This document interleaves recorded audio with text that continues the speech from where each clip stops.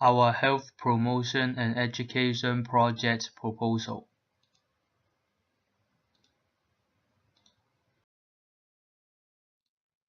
In this project, our big idea is health policy, and the essential question is how can we raise the awareness of Hong Kong citizens on first aid, and the challenge is how can we hold a talk in community center related to first aid.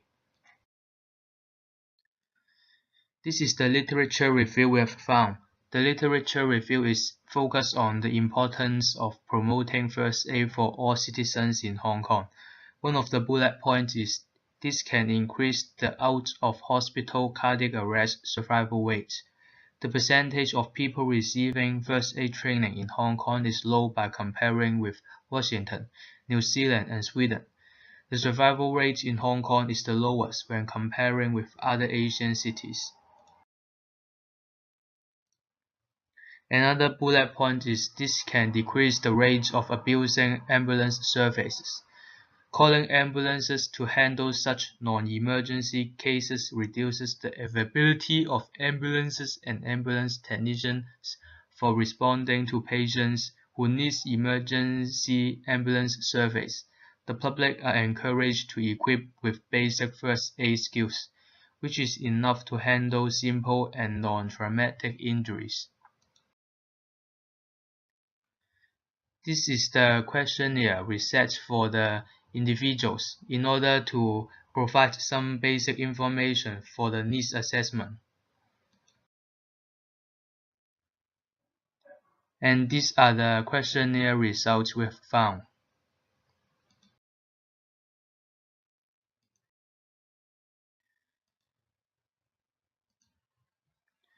And there are 5 guiding questions. For the first one, why Hong Kong citizens have a lack of first aid knowledge and misconception on it. The second guiding question is what are the consequences if we do not carry out first aid in time or we demonstrate inappropriate first aid procedures.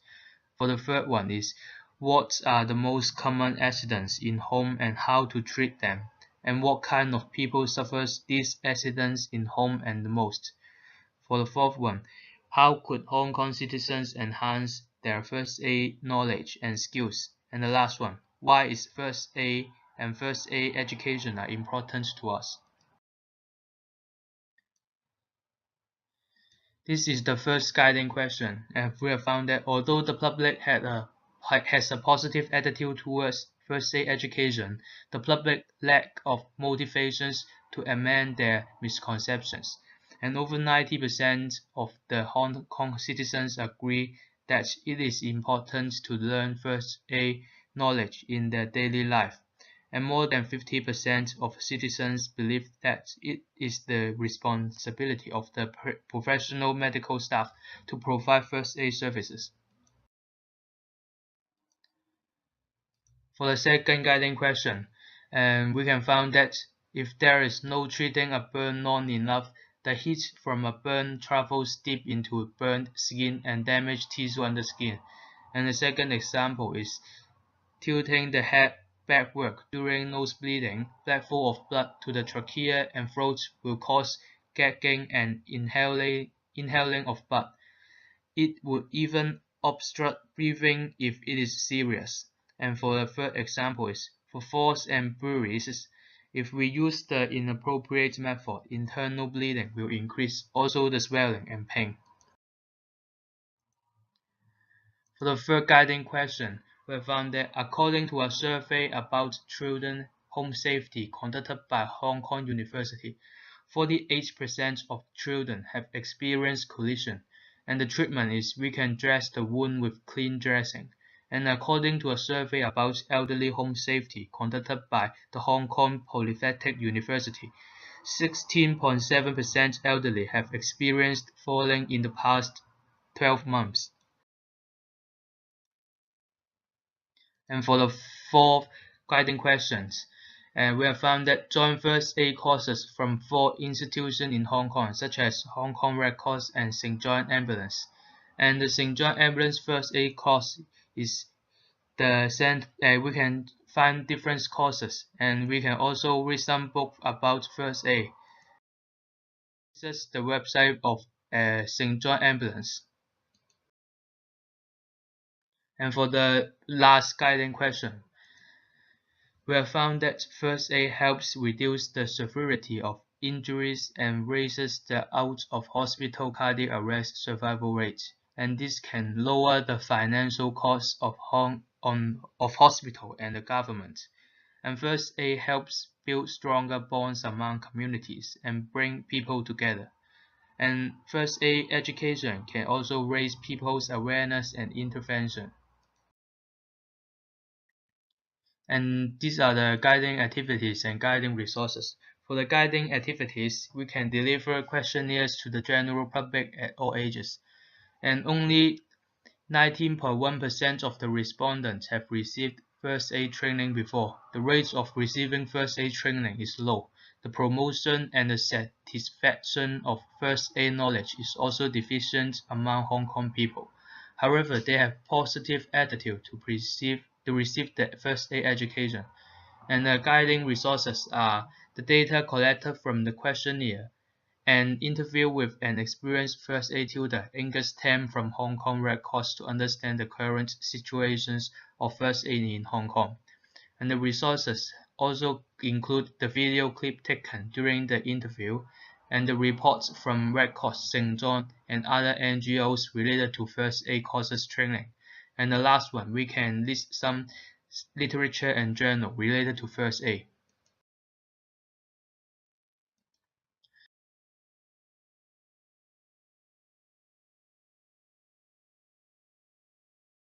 一個年齡層嘅人係最需要有急救呢個意識。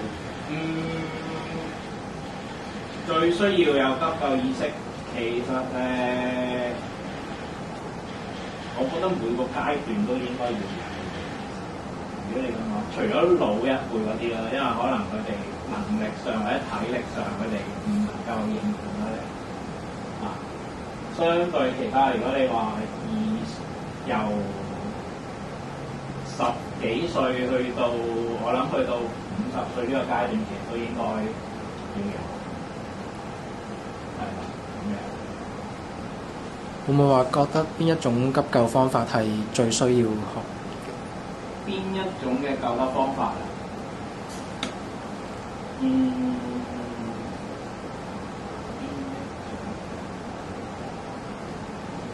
如果喺香港嚟講嘅話，一般止血啦、流血，譬如話好似嗰次大埔嗰架巴士反咗，咁好多人同時間受傷，一定有好多人流血啦。咁遇到啲情況都一定要識得，可能去幫佢清洗下傷口，然之後就同佢止血下咁樣。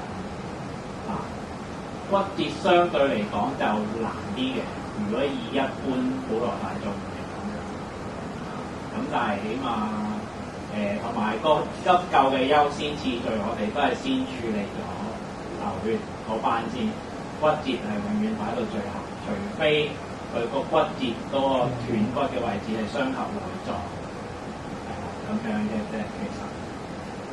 咁否則其實如果你講一般嘅止血係最緊要，其次就會係我覺得係CPR。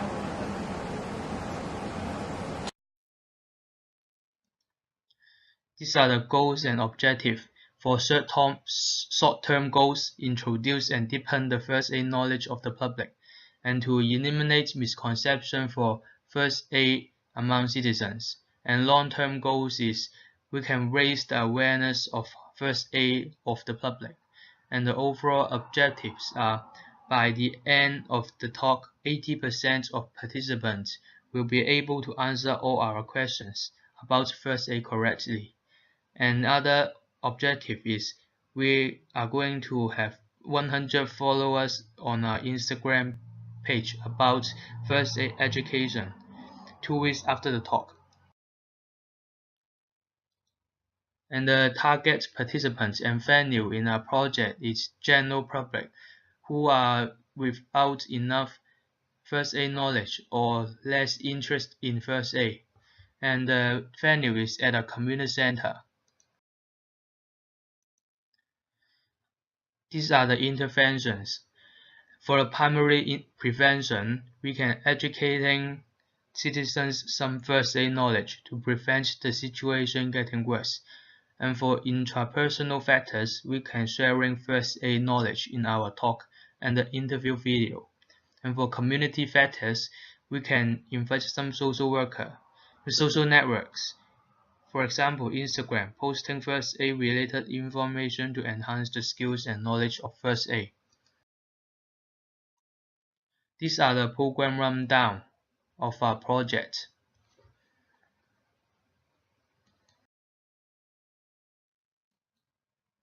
These are the program evaluation plan.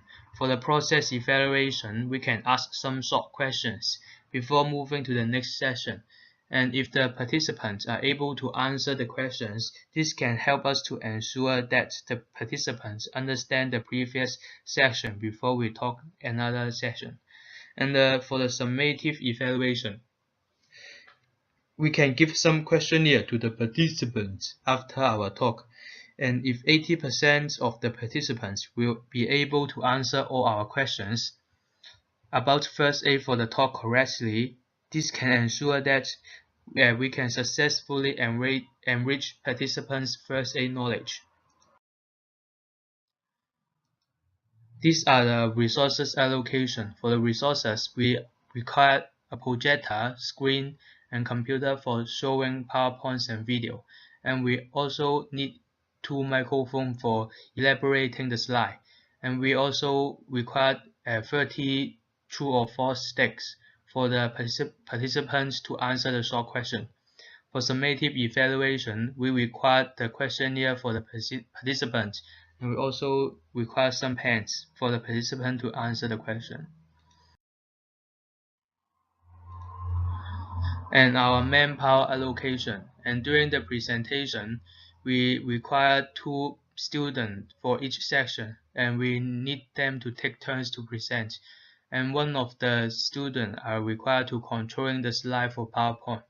And for Q&A session, 2 people are required to answer the questions, and 3 people are required to passing the microphone to the audience if the audience would like to raise any question, and other people who also need to back up for the project.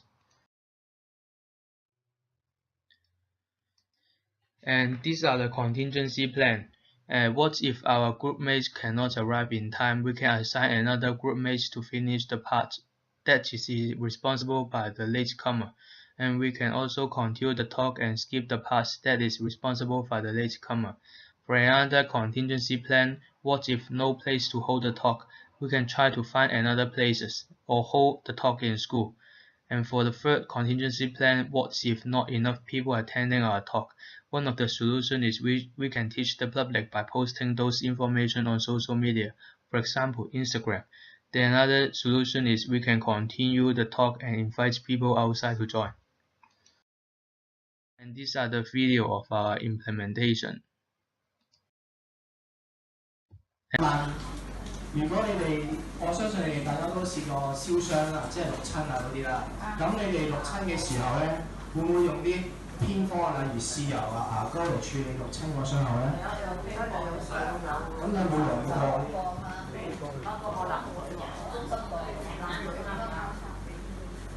咁答案咧好明顯就唔啱啦，當然。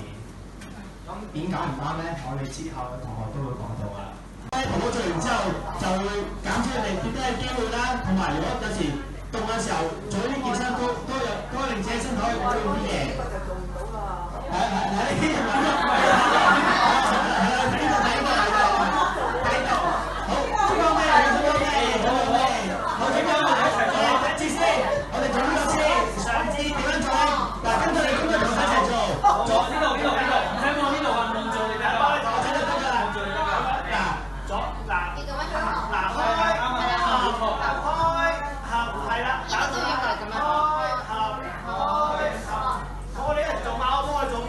1、2、3、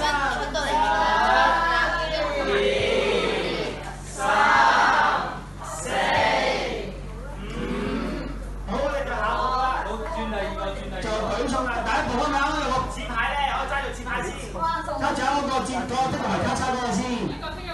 係啦，左手揸住，冇揸住。And these are the pre-talk questionnaire we set for the individuals. And these are the evaluation results we have received. And these are the post questionnaire we have made for the individual. And these are the results we have received after the talk. And before the talk, 10 of the participants answered incorrectly in the question of nose bleeding, and 9 participants answered incorrectly in the question of heat stroke.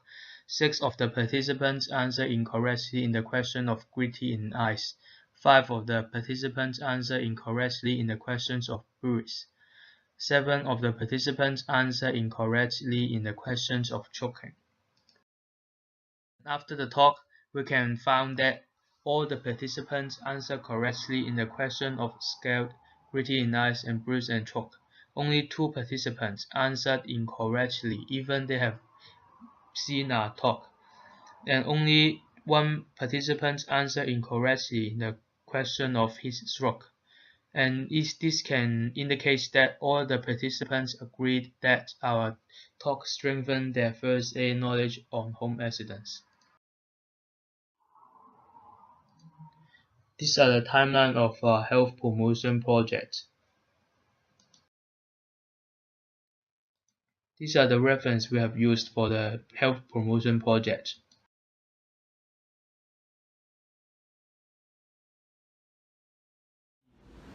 CPL project offers us a golden opportunity to work as a team. We argued, we compromised, it makes us to nurture our team spirit. Organizing a talk to the elderly in the community center was a big success. Majority of the elderly had a positive feedback to our talk. Also, it has been my first time to hold a talk to the public. I was surprised that the result of the talk is so positive. To conclude, this CPL project was a big challenge for all of us, but we all did it well in the end. The most unforgettable experience for me is that we all talk about home accident to the elderly. Before the talk, I think the elderly will have many misconceptions on first aid.